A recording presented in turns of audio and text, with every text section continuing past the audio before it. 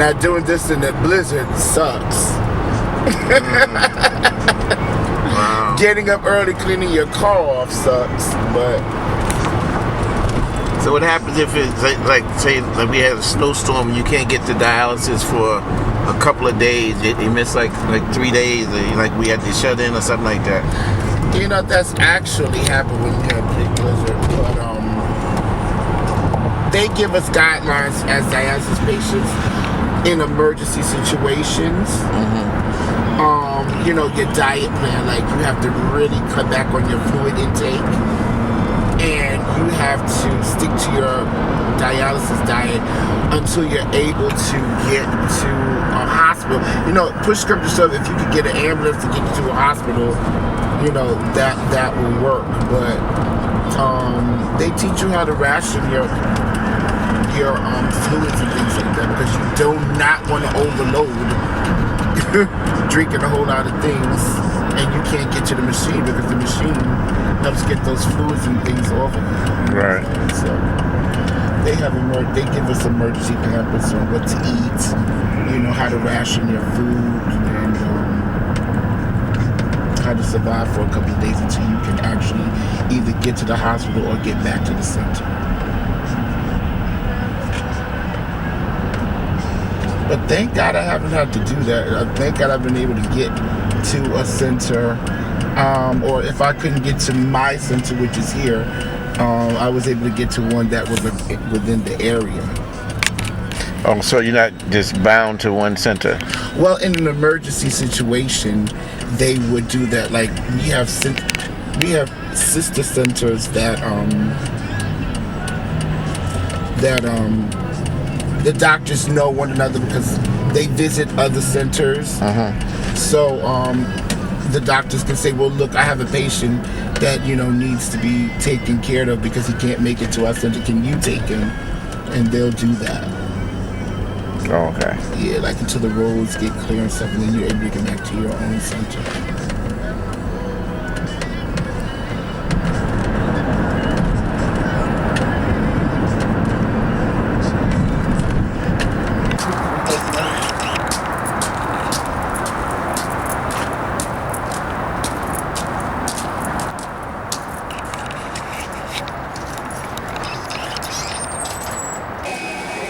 Hey everybody, this is Steven, and this is the day in the life of me at dialysis.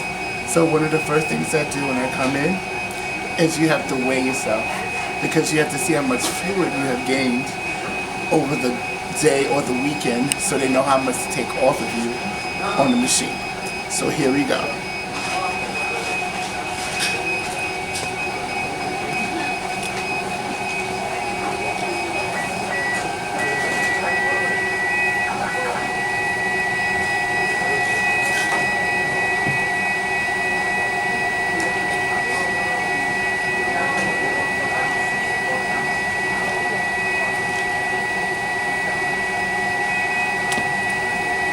I am 133 kilograms.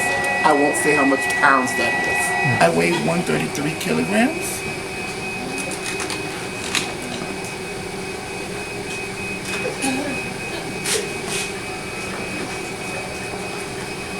My dry weight is 129.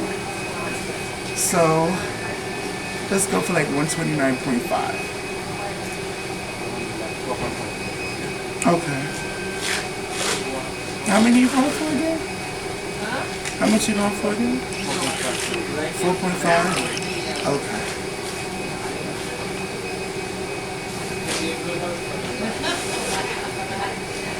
I'm not sad about that. Your dry weight is the weight that your fluid, like, is your complete dry. So, you know, you don't want to go below your dry weight, because then you feel dizzy and you feel lightheaded and stuff.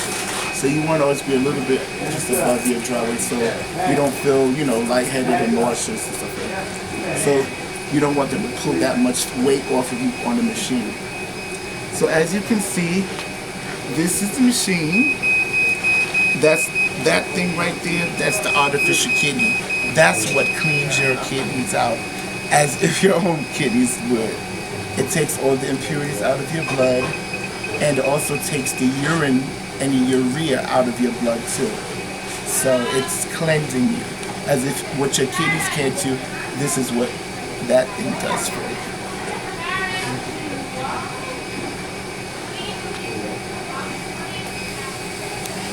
So now he's getting ready to stick me.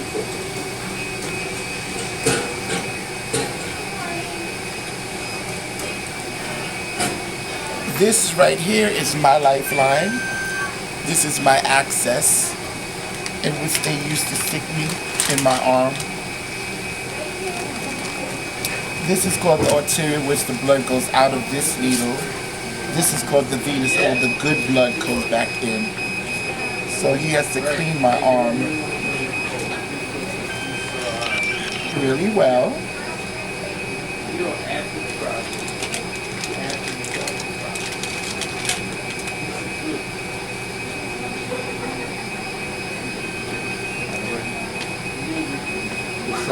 Okie dokie.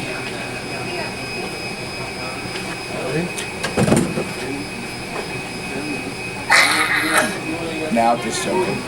I'm used to it by now.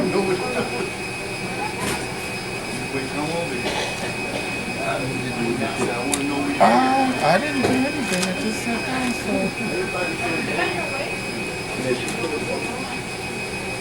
so. Tape.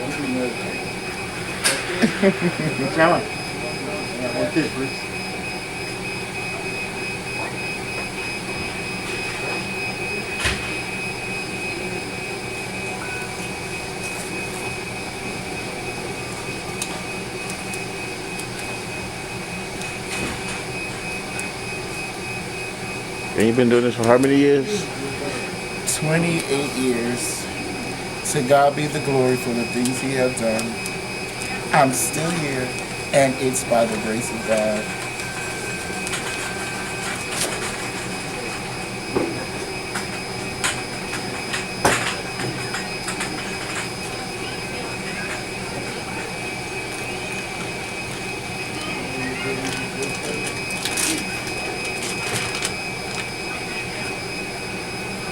Now he's going to stick the venous.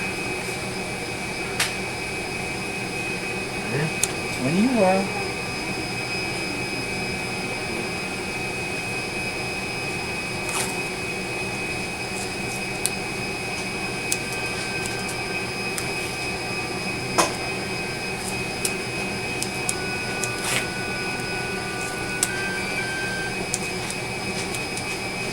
Now you have certain blood works that you get. I also have sugar diabetes, so they have to check my sugar levels as well. So he'll just be taking the blood soon.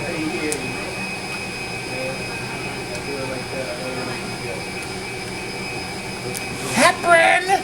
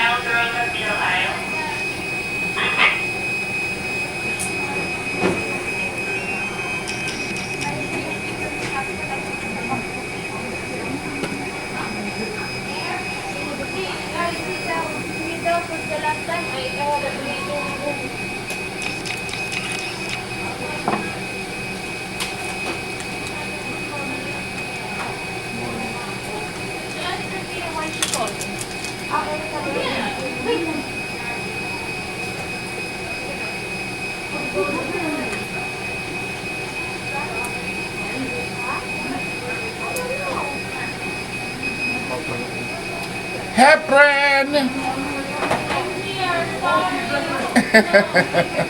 Heparin is a blood thinner. It helps my blood from clotting on the machine while it goes through the dialyzer. And I have very thick blood, so I need this.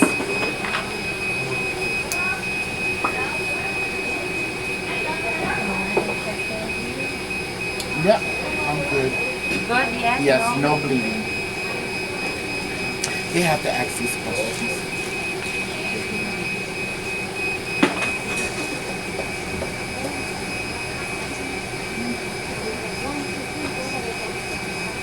153. My sugar today is 153, which is good. I'm happy to say. You have to watch your sugar. They always test it before I do anything. Thank God I'm not the kind of person that has to get their sugar tested like most people do all the time at home. You know, you pick your own thing and stuff. I just do it when I come here. And fortunately, I don't have to get insulin for my sugar. I just take one pill and I try to watch my diet. So thank God for that. And for the most part, my sugar's pretty much under control, which is a good thing. And you really don't feel anything. You know, it's just like your blood going through your body. Like it doesn't feel like it's a stream being pulled. You know, you don't really feel anything. Right. They have to take your temperature. So how do you feel the first time Thank you. the very first time you started? Oh my God. I was so nervous because I didn't know what to expect and what I was doing. Thank God I had this little old lady. I'll never forget, her name was Miss J. And she was like, son, don't worry, you're gonna be all right. So the first time I did it, I didn't get stuck because I didn't have the access that was ready yet. I had a catheter that was put into my chest, and so they would connect you through to the catheter, and you don't feel anything with that. A lot of people love the catheter because you don't feel the needles getting stuck in your arm, but a catheter is only a temporary thing. You have to eventually get an access so you can get dialyzed on a permanent basis because catheters can get infected and all sorts of problems can happen. So when I first did it, I was like, oh wow, this is a piece of cake. I can do this. But when I first got a machine, they didn't know what my dry weight was and stuff, so they sucked a little too much out of me, and I started feeling lightheaded and tired and stuff. And the lady was like, don't worry, son, you're gonna be all right, they'll take care of you. So if they get a little too, when you start feeling like that machine, you tell the tech, and they give you fluid, return back into your body, and that should alleviate the symptoms, and you start feeling better again. And then your pressure can come back up, and then you feel. So we have to try and keep a perfect balance. Exactly. And each time is different because every scenario is different. Exactly. Okay. Exactly. That's why I try not to let them pull too much weight off of me so that I don't feel get that light. And plus you also get cramps too. Your legs start to get like Charlie horses and stuff, or you get cramps. You can get cramp in all parts of your body, in your stomach or your side. And when you get cramps, that's a bad thing. You do not want that. It hurts so bad. Sometimes to alleviate that, you get the fluid, yes, but then sometimes they have to give you broth, like something really salty, to get your blood regulated, so it can relieve those symptoms. Because that's just too much fluid getting pulled off of you, so they have to get your pressure back up. And so a real salty solution like chicken broth will do it to you. So they usually have that on hand.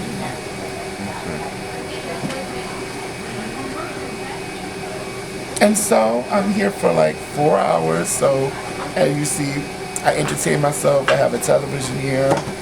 I have my phone. I read my Bible. I bother the nurses. I talk to my fellow patients that are around me who aren't sleeping. And, it goes by quick.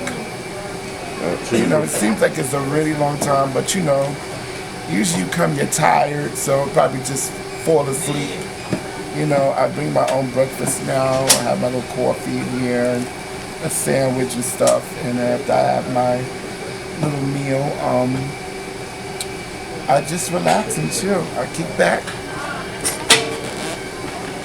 and I go to sleep, or I just relax. Sometimes it's good to bring your own food because, like I said, sometimes your sugar levels are off, so it's good to have like a piece of fruit or something sweet that you can have to eat to bring your sugar back up if it's on the low side. So sometimes they allow you to eat. You're not really supposed to, but it's good to have your own stash in case your sugar goes low. Something. So. At the end of the day, it's not a death sentence. With life, we're thrown different things, and what you do with it and how you respond to it Thank you. Welcome to Marie Airlines. That's our in-house steward, and she likes to work the mic system here. But when life throws you lemons, what you do? You make lemonade. You gotta survive. You can't feel sorry for yourself. And if you're in God, God won't put more in you than you can bear. He'll get you through it. And I'm just trying to show that you can make it. You can do this thing with the help of God. With God, all things are possible. This is what He does for me. This is how He gets me through things. Thank God He has always given me a positive attitude on things. I don't see the glass as half empty. I always see it as half full.